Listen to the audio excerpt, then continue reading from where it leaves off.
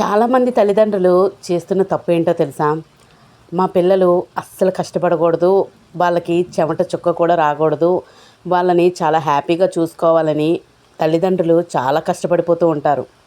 అలా కష్టపడిపోవడం వల్ల పిల్లలకి అస్సలు కష్టం తెలియక వాళ్ళు నచ్చింది చేస్తూ ఇష్టానుసారంగా మాటలు వదులుతూ ఉంటారు.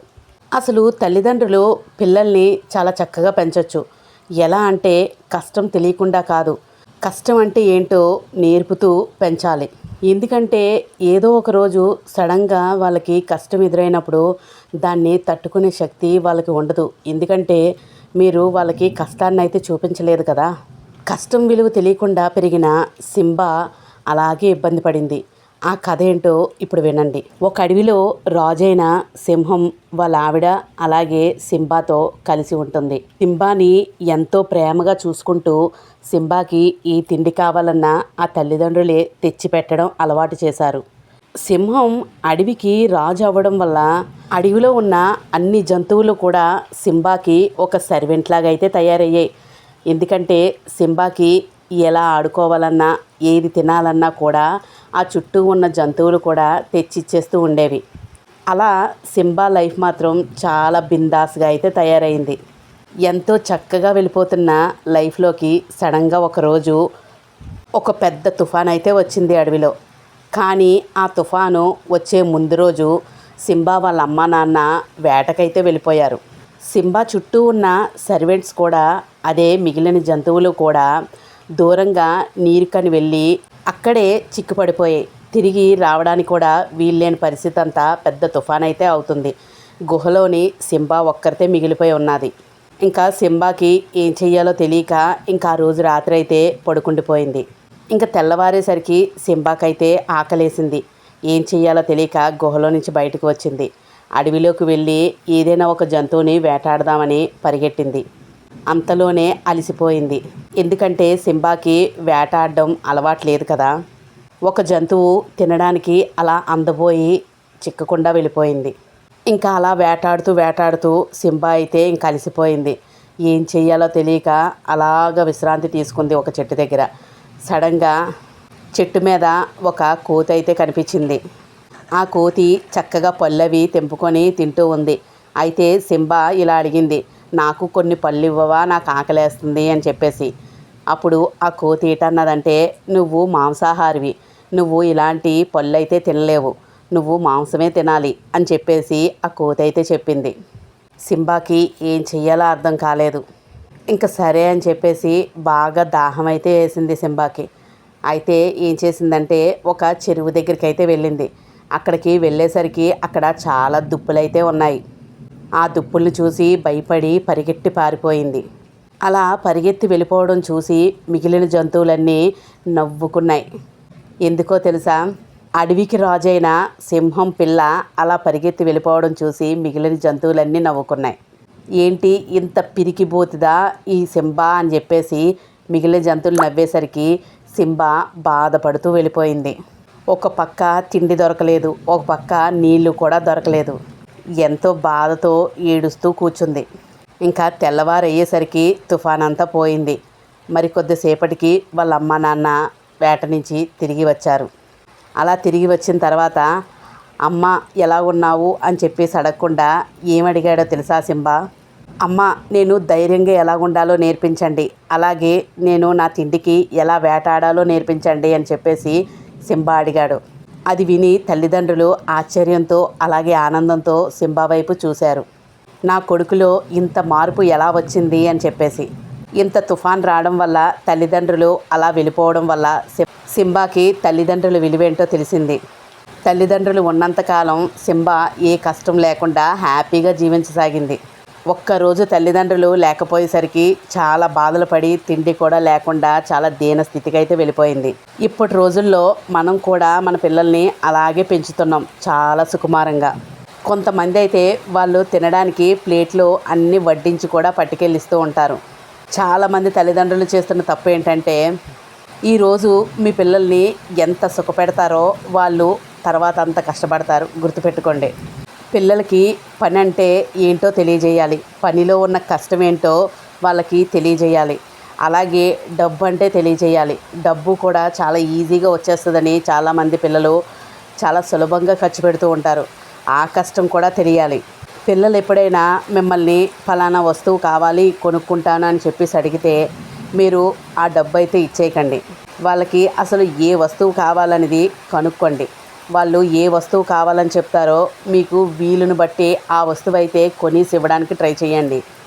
ఎందుకంటే మీరిచ్చే డబ్బుతో పిల్లలు ఆ వస్తువుని కొనుక్కుంటారని నమ్మకం ఏంటి?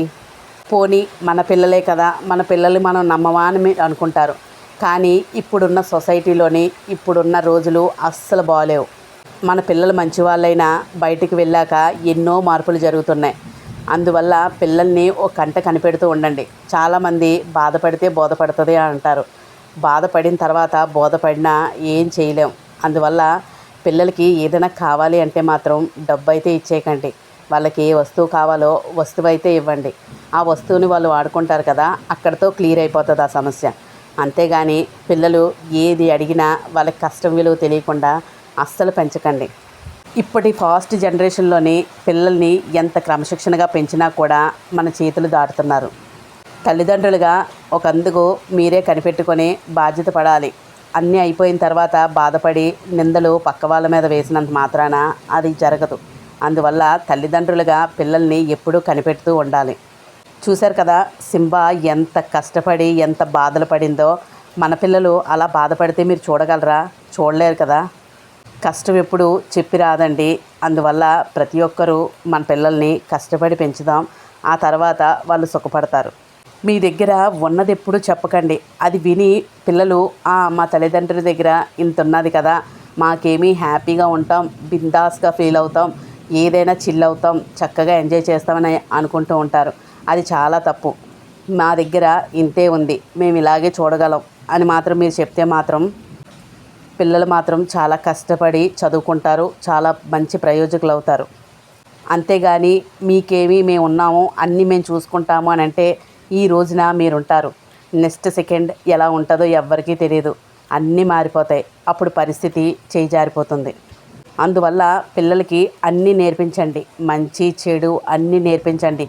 ఇప్పుడున్న జనరేషన్లోని ఇప్పుడున్న సొసైటీలోని ఎలా బతకాలి అనే విషయాన్ని కూడా డీటెయిల్డ్గా వివరించండి. ఇప్పుడు పిల్లలు అర్థం చేసుకోలేనంత చిన్నపిల్లలు అయితే కాదు, ఇంకా తిరిగి మనకే పాఠాలు నేర్పుతున్నారు.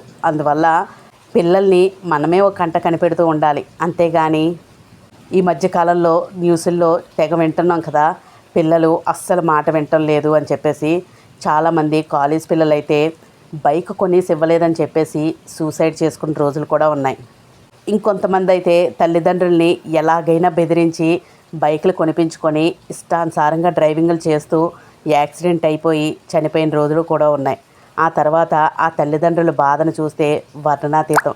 పాపం ఆ తల్లిదండ్రులు ఎంతగానో మొత్తుకునేవారు.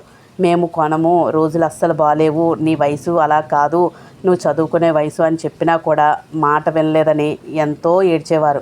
అలాంటి న్యూస్లు డైలీ మనం చూస్తూనే ఉన్నాం. అందువల్ల పిల్లలకి ఏదైనా ఇవ్వాలి అని అనుకున్నప్పుడు ఒకటికి 2 సార్లు ఆలోచించి అది ఎంతవరకు వాళ్ళకి అవసరం అని చెప్పేసి అలాంటిదే కొనేసి ఇవ్వండి. అంతేగాని ముందు ఇచ్చేసి తర్వాత బాధపడకండి. చాలామంది అనుకుంటూ ఉంటారు, అంత స్ట్రిక్ట్గా పెంచకూడదు, మళ్ళీ వాళ్ళు మన మాట వినరు, లేకపోతే పిల్లల మైండ్ సెట్ మారిపోతుంది, అందువల్ల పిల్లలు కొంచెం అటు ఇటు ఉన్నా కూడా మనం జాగ్రత్తగా వాళ్ళు పెంచాలి, ఈ రోజులు అస్సలు బాగలేవు, పిల్లలు ఏది అడిగితే అది ఇచ్చేయాలని చెప్పేసి కొన్నిసార్లు మైండ్ సెట్ మార్చేసుకుంటూ ఉంటారు. కరెక్టే, పిల్లలు ఏది అడిగినా ఇవ్వచ్చు, కానీ దానికి అంటూ ఒక లిమిట్స్ ఉంటాయి. వాళ్ళు అడిగిన దానికి హద్దులనేవి లేకపోతే మన చేయి జారిపోయిన తర్వాత ఏం చేయలేం కదా. ఈ వీడియో చూస్తున్న వాళ్ళు తల్లిదండ్రులు ఎవరైనా ఉంటే మీ పిల్లల్ని ఎలాంటి క్రమశిక్షణతో పెంచుతున్నారో తప్పకుండా కామెంట్ అయితే చేయండి. ఆ కామెంటు ఒక 4 తల్లిదండ్రులకైతే తప్పకుండా ఉపయోగపడుతుంది. అలాగే మీకు తెలిసిన కొన్ని టిప్స్ కూడా చెప్పండి. ఎందుకంటే కొన్ని టిప్స్ చాలామందికి ఉపయోగపడతాయి కదా. మీరు మీ పిల్లల్ని ఎలా పెంచుతున్నారో మీ ఐడియాస్ ఏంటో కింద కామెంట్ సెక్షన్ రూపంలో అయితే షేర్ చేసుకోండి.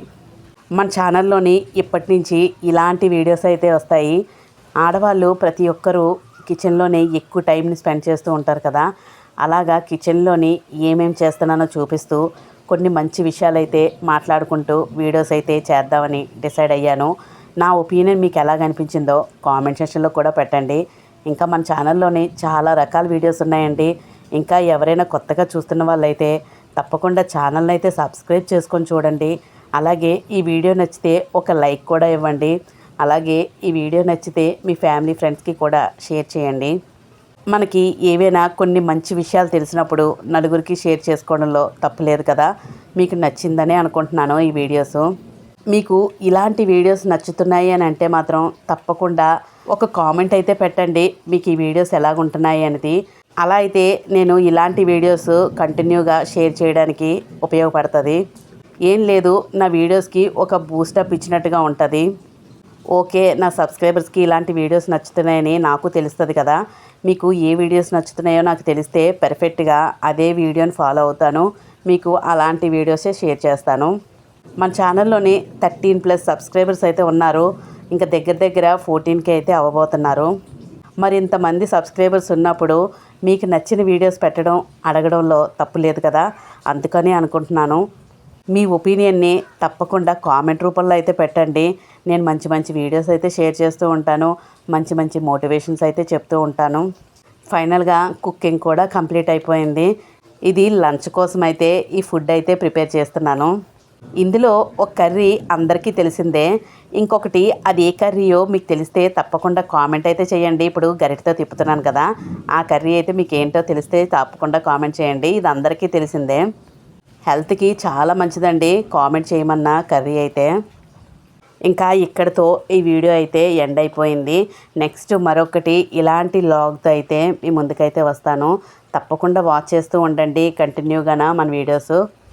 అలాగే పూర్ణిమ ఫ్యామిలీ ఛానల్ని సబ్స్క్రైబ్ చేసుకోండి. ఉంటానండి, నమస్తే.